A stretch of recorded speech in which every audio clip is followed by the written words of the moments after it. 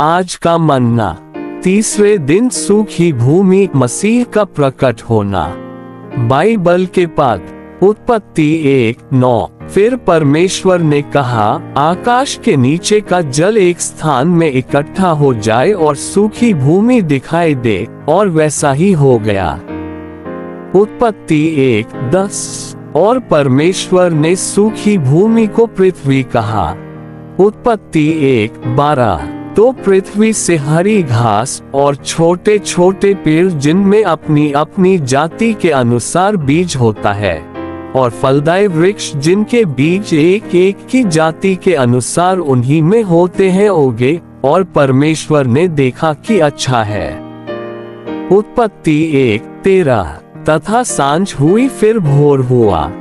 इस प्रकार तीसरा दिन हो गया। सेवकाई के शब्द पुराने नियम में भूमि मसीह को उत्पन्न करने वाले स्रोत के रूप में दर्शाती है।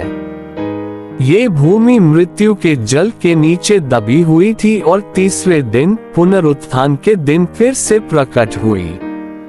जैसा कि पुराने नियम के अभिलेख से पता चलता है, इस भूमि से हर तरह का जीवन उत्पन्न हुआ, पौधे का जीवन, पशु जीवन और यहाँ तक कि मानव जीवन भी धरती से निकला।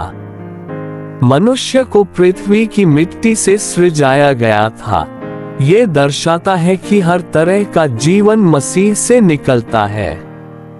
मनुष्य के पतन के बाद और नूह के समय के दौरान भूमि एक बार फिर मृत्यु के जल से ढक गई, जो दर्शाता है कि मनुष्य मसीह से अलग हो गया था। मानवता अच्छी भूमि के आनंद से अलग हो गई थी। इसके बाद भूमि को फिर से पुनः प्राप्त किया गया।